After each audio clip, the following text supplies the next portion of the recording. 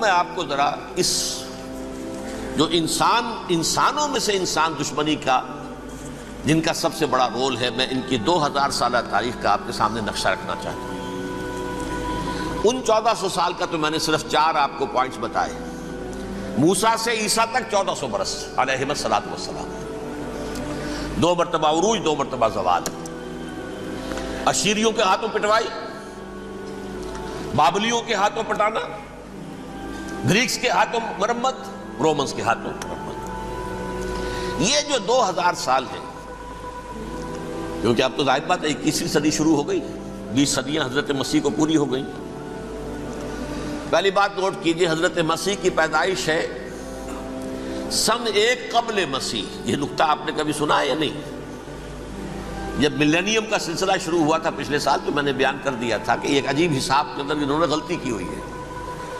حضرت مسیح کی پیدائش ہوئی 25 دسمبر کو، سن انہوں نے شروع کر دیا، اس کے بعد جنوری آئی تو پہلا سال شروع ہو گیا۔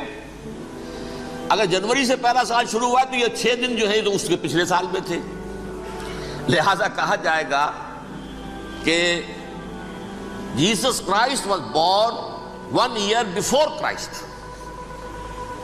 BC۔ تو 1 قبل مسیح میں حضرت مسیح کی پیدائش ہوئی۔ یہ آخری اسرائیلی نبی اور رسول۔ یہودی علماء کی مخالفت، دشمنی، سولی پر چڑھوا دینا میں بیان کر چکا ہوں۔ سن 33 عیسوی میں جبکہ حضرت مسیح کی عمر 33 برس تھی، اللہ تعالیٰ نے انہیں زندہ آسمان پر اٹھا لیا، لیکن یہودیوں نے اپنے خیال کے مطابق انہیں سولی پر چڑھوا دیا، ان کی موت واقع ہو گئی۔ اگرچہ اس کے بعد یہ اختلاف ہے ان میں، یہودی کہتے ہیں وہ سولی پر چڑھ گیا، ختم ہوا، مر گیا، عیسائی کہتے ہیں نہیں، انتقال ہوا ہے مسیح کا صلیب پر، لیکن پھر وہ دوبارہ زندہ ہو گئے ہیں۔ ان کی لاش ایک غار میں رکھ دی گئی تھی، وہاں ریزریکشن ہو گیا، ان کا باعث بعد الموت وہیں ہو گیا، اور پھر انہیں اللہ نے زندہ آسمان پر اٹھا لیا۔ تو ہمارے اور عیسائیوں کے درمیان نوٹ کر لیجئے، یہ چیز مشترک ہے کہ حضرت مسیح آسمان پر زندہ اٹھائے گئے۔ فرق کیا ہے؟ وہ سمجھتے ہیں کہ سولی دیے گئے، سولی پر مرے، پھر زندہ ہوئے، پھر گئے۔ ہم سمجھتے ہیں کہ نہیں، وما صلبوہ وما قتلوہ، انہوں نے نہ صلیب دے سکے انہیں اور نہ انہیں قتل کر سکے، بل رفعہ اللہ الیہ، اللہ نے اٹھا لیا۔ پھر ہمارا اور یہ اس کا عیسائیوں کا ایک اور اتفاق ہے، سیکنڈ کمنگ آف جیسس، حضرت مسیح دوبارہ آئیں گے، یہ عیسائیوں کا بھی عقیدہ ہے اور ہمارا بھی۔ بہرحال تو جیسا کہ میں نے عرض کیا کہ اس وقت یہ عذاب استیصال، عذاب اکبر کے مستحق ہو چکے تھے، لیکن اللہ نے ان کی مدت دراز کی ہے، لیکن ان پر دنیاوی عذاب کا ایک کوڑا جو ہے اللہ تعالیٰ کی طرف سے اسی وقت برسا۔ دنیاوی عذاب دنیا میں رہتے ہوئے ختم نہیں کیا گیا۔ 37 برس بعد حضرت مسیح کے رفع سماوی کے 37 برس بعد سن 70 میں یہودیوں نے بغاوت کی رومیوں کے خلاف۔ رومی ٹائٹس جنرل تھا ایک، اس نے پھر جو حملہ کیا ہے، 1,33,000 یہودی ایک دن میں قتل کیا یروشلم میں، اور ہیکل سلیمانی گرا دیا۔ وہ ہیکل پہلے بھی گرا تھا، پہلے 1400 سال کے دوران میں بھی نبوکڈنیزر نے گرایا تھا، لیکن پھر اس کے 150 سال بعد انہوں نے دوبارہ بنا لیا تھا، اس لیے وہ اسے سیکنڈ ٹیمپل کہتے ہیں۔ پہلا ٹیمپل جو حضرت سلیمان نے بنایا تھا، نبوکڈنیزر نے گرا دیا 587 قبل مسیح میں، پھر دوبارہ انہوں نے 150 سال کے بعد بنا لیا۔ وہ اس تاریخ کا حصہ ہے، میں نے جس کے بارے میں آپ کو تفصیل نہیں بتائی۔ اس میں یہ ہوا سن 70 میں وہ گرا دیا گیا، وہ آج تک گرا پڑا ہوا ہے۔ نمبر 2 یہ کہہ دیا گیا کہ یہودیوں اس ارض فلسطین سے نکل جاؤ، تم یہاں نہیں رہ سکتے اب۔ لہذا جس کا جہاں سینگ سمایا چلا گیا، یورپ میں چلے گئے، ایشیا میں آ گئے، عرب میں آ گئے، یہ 3 قبیلے جو رات بھی میں نے عرض کیا تھا، بنو قینقاع، بنو نذیر اور بنو قریظہ، یہ وہاں سے آ کے مدینے میں آباد ہو گئے۔ جس کا جہاں سینگ سمایا، افریقہ میں، ہندوستان میں، جہاں چلے گئے، ڈایاسپورا اسے کہتے ہیں، وہ آپ نوٹ کر لیجیے اس لفظ کو، ڈایاسپورا۔ ہمارا دور انتشار، جبکہ ہمیں ہماری اصل سرزمین تو فلسطین ہے، حضرت ابراہیم کا مسکن، حضرت اسحاق حضرت یعقوب کا مسکن فلسطین، یہ ہے ہماری اصل جاگیر، یہ تو ہماری جدی پشتی جاگیر ہے، لیکن یہاں سے نکال دیے گئے سن 70 عیسوی میں، اور وہاں سے لے کے 1917 تک ان کا ڈایاسپورا جاری رہا۔ یہ دور انتشار ہے۔ اس دور انتشار کے اب چند حصے ہیں جس کو میں چاہتا ہوں کہ آپ علیحدہ علیحدہ سمجھ لیں۔ دور انتشار کا جو پہلا جو ہے تقریباً 300 برس رومی حکمران تھے، وہ یہودیوں کے بھی دشمن تھے اور عیسائیوں کے بھی دشمن تھے، عیسائی اور یہودی ایک دوسرے کے بھی دشمن تھے، لیکن رومی سمجھتے تھے کہ یہ ایک ہی تھیلی کے چٹے بٹے ہیں۔ رومیوں کے نزدیک عیسائی بھی یہودیوں ہی کا ایک فرقہ تھے، کوئی علیحدہ مذہب تو تھا ہی نہیں،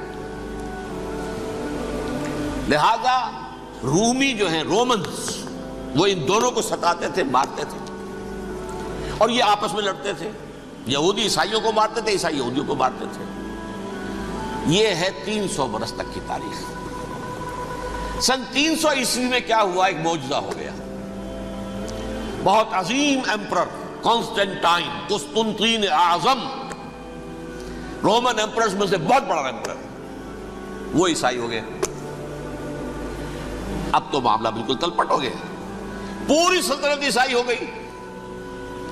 اب عیسائیوں کے عیش ہو گئے اور یہودیوں پہ مار پڑنی شروع ہوئی۔ اب عیسائیوں کا آپ خود سوچئے کہ جنہیں وہ خدا بنا بیٹھے ہیں، خدا کا بیٹا قرار دے رہے ہیں، ان کے قاتل کون؟ یہودی بدماش۔ لہذا ان کی وہ پٹائی شروع ہوئی ہے یورپ میں، پوری رومن امپائر میں، انہیں ذلیل کیا گیا، شہروں میں آمد بند، علیحدہ رہو، گھیٹوز کے اندر رہو۔ یہودی کا نام جو ہے وہ گالی بن گیا، جیسے آج بھی یہودی گالی کہتے ہیں، جیسے خنزیر کا لفظ، آخر وہ بھی اللہ کی مخلوق ہے، لیکن آپ کو معلوم ہے کوئی شخص زبان پر نام نہیں لانا چاہتا خنزیر کا، سور کا، ہے تو مخلوق، وہ بھی ایک حیوان ہے۔ ایسے ہی یہ ہے یہودی گالی، جیوٹ گالی۔ لہذا ایک طرف تو ان دونوں کے درمیان دشمنی، جس کو قرآن کہتا ہے وَأَغْرَيْنَا بَيْنَهُمُ الْعَدَاوَةَ وَالْبَغْضَاءَ، ہم نے ان کے مابین دشمنی جو ہے پیدا کر دی ہے۔ اور جب یہ پوری سلطنت عیسائی ہو گئی تو قافیہ تنگ ہو گیا یہودیوں کا۔ اب آئیے 571 عیسوی، یعنی جبکہ ڈایاسپورا کو کتنا عرصہ ہو چکا تھا؟ 500 برس۔ سن 70 سے شروع ہوا نا ڈایاسپورا، جب ٹائٹس نے گرایا ہے ہیکل کو اور نکال باہر کیا انہیں فلسطین سے، بھاگ جاؤ، یہاں ایک یہودی بھی نہیں رہے گا، فلسطین سے نکال دیے گئے۔ اس کے پورے 500 برس بعد سن 571 عیسوی میں حضور کی پیدائش ہوئی، ولادت باسعادت محمد الرسول اللہ صلی اللہ علیہ وسلم۔ 610 میں آپ پر وحی کا آغاز ہوا، لیکن حضور کے ساتھ ان کا معاملہ کیا رہا؟ اول تو جبکہ حضور ابھی مکے ہی میں تھے، یہودیوں نے ریشہ دوانیاں شروع کر دی حضور کے خلاف۔ قریش مکہ کو سکھاتے تھے، پڑھاتے تھے، ان سے یہ پوچھو، ان سے یہ پوچھو، یہ اس طرح تنگ کرو، ان سے یہ امتحان لو، یہ آپ کے علم میں ہے۔ سورہ بنی اسرائیل میں، سورہ کہف میں وہ سوالات، جو امتحانی سوالات آئے تھے، ذوالقرنین کون تھا، اصحاب کہف کون تھے، تم رسول بنے پھرتے ہو تو بتاؤ، اور یہ روح کی حقیقت کیا بتاؤ، یہ ساری ریشہ دوانیاں کر رہے تھے بیٹھے ہوئے ابھی وہیں پر، حضور ابھی پہنچے بھی نہیں۔ ہجرت فرما کر حضور تشریف لے آئے تو حضور نے، جسے ماسٹر سٹروک کہا جائے گا، یعنی اسٹیٹس مین شپ کا ماسٹر سٹروک، آپ نے مدینے میں آتے یہودیوں کے ساتھ پیکٹ کر دیا، جوائنٹ ڈیفنس پیکٹ آف مدینہ، کہ اگر مکے والے ہم پر حملہ کریں گے تو ہم مل جل کر ایک قوم کی حیثیت سے مقابلہ کریں گے۔ یہ میثاق مدینہ کہلاتا ہے، جس کے بہت غلط معنی پہنائے جا رہے ہیں آج کل۔ بہرحال میں موضوع میرا چونکہ یہ نہیں، میں ادھر نہیں جاؤں گا، لیکن ہوا کیا؟ ہر مرتبہ یہ خیانت کے مرتکب ہوئے، ان نے جو عہد کیے تھے ان سے پھرے، اندر ہی اندر سازش، ریشہ دوانی، حضور کی بدترین دشمنی۔ سورہ نساء کی آیت نمبر 12 میں 14 میں 13 میں فرمایا ہے لا تزال تطلع علی خائنۃ منہم، اے نبی ہمیشہ آپ کے علم میں ان کی طرف سے خیانتیں، بددیانتیاں آتی رہیں گی۔ اور بار بار وہ مسلسل جنگ کی آگ بھڑکاتے تھے، قریش کو دعوت دیتے، آؤ آؤ آؤ ہم اندر سے بغاوت کر دیں گے، تم آؤ تو صحیح، ختم کریں محمد کو اور اہل ایمان کو صلی اللہ علیہ وسلم ورضی اللہ تعالی عنہم اجمعین۔ لیکن پھر جب وہ آتے تھے تو یہ دبک جاتے تھے، ان میں ہمت نہیں تھی، میدان کے مرد نہیں رہے تھے۔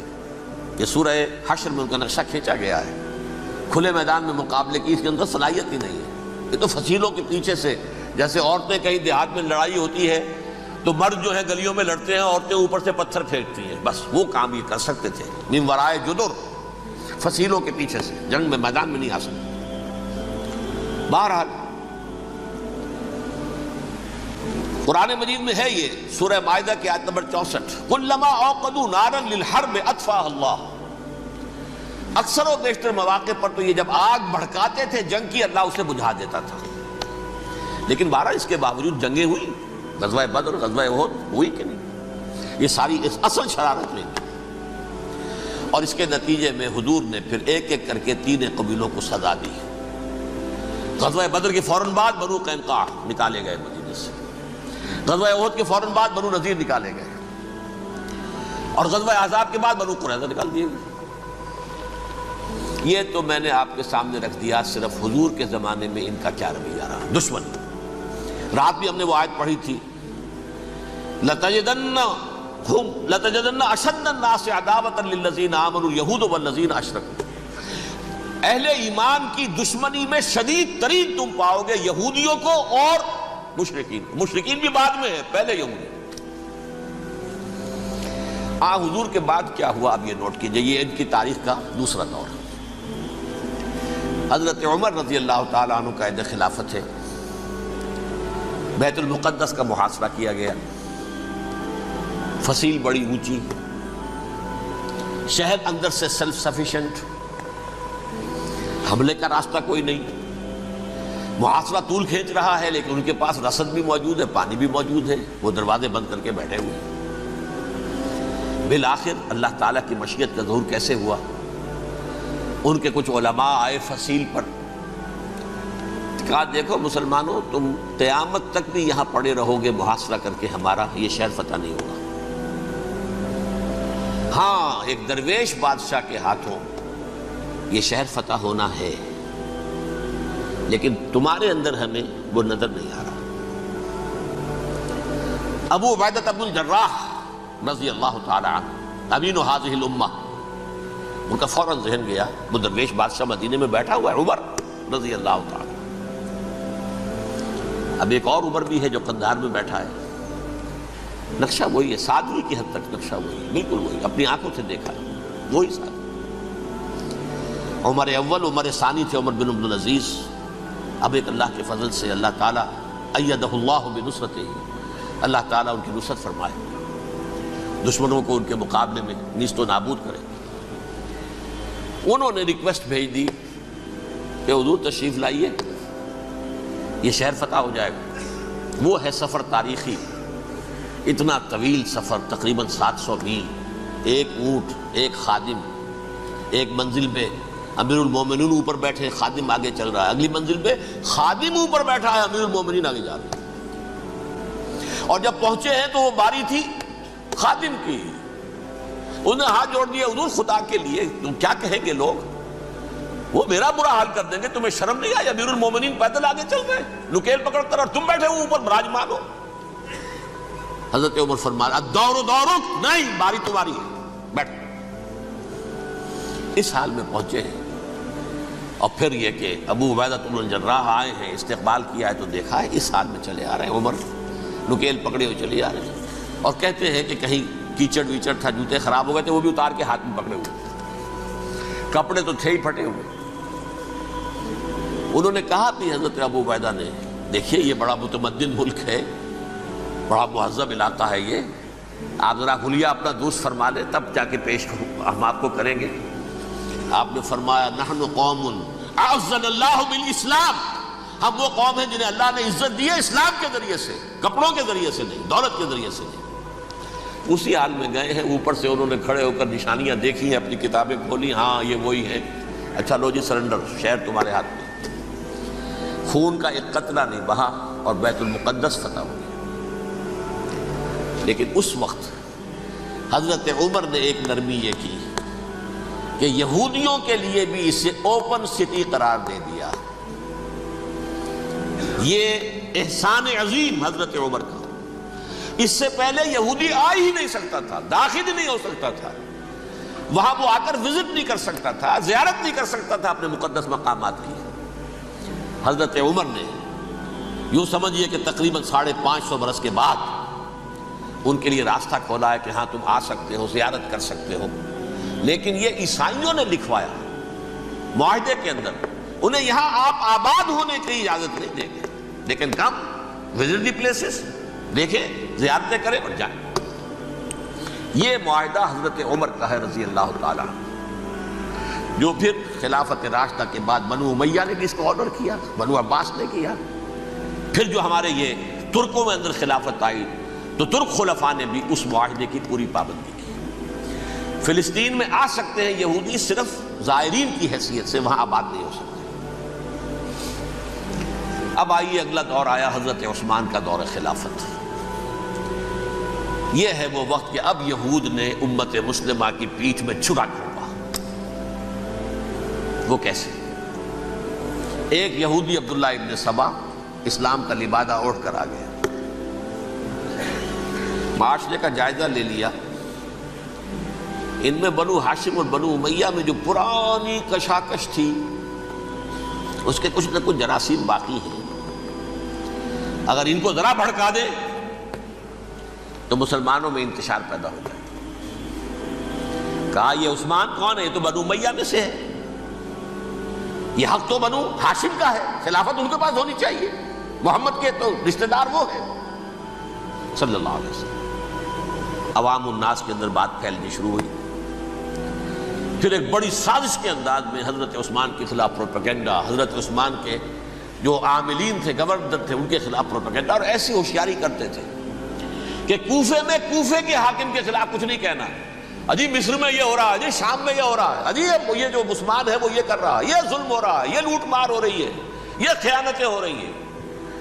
اب نہ تو اس زمانے میں مینز آف کمیونیکیشن، کیسے تصدیق کریں؟ افواہیں تو آپ آج کراچی کے اندر شروع ہو جائے تو پتہ نہیں چل سکتا کسی کو کہ کیا اس میں صداقت ہے کیا جھوٹ ہے، اور بری بات جو ہے فطرت انسانی کی کمزوری ہے وہ فوراً قبول کرتا ہے، کسی کے بارے میں اچھی بات ماننے کو تیار نہیں ہوتا لیکن بری بات تو فوراً تیار ہے۔ بہرحال یہ فتنہ انہوں نے اٹھایا، حضرت علی کی الوہیت کا فتنہ اٹھایا، حضرت عثمان کے خلاف الفتنۃ الکبریٰ برپا کیا، حضرت عثمان شہید ہوئے۔ اس کے بعد 5 برس تک مسلمان ایک دوسرے کی گردنیں کاٹتے رہے، باہمی خانہ جنگی ہوئی، امت کو وہ زخم لگایا ہے جو آج تک جس سے خون رس رہا ہے۔ یہ شیعان عثمان اور شیعان علی تھے جو بعد میں پھر سنی اور شیعہ ہو اور آج تک ہے۔ فتنہ کس نے جگایا؟ ایک عبداللہ ابن سبا یہودی اور اس کے کارندے، شیطان کا ایجنٹ، اور انسانوں میں سے بھی اس کے جو بھی حواریین تھے اور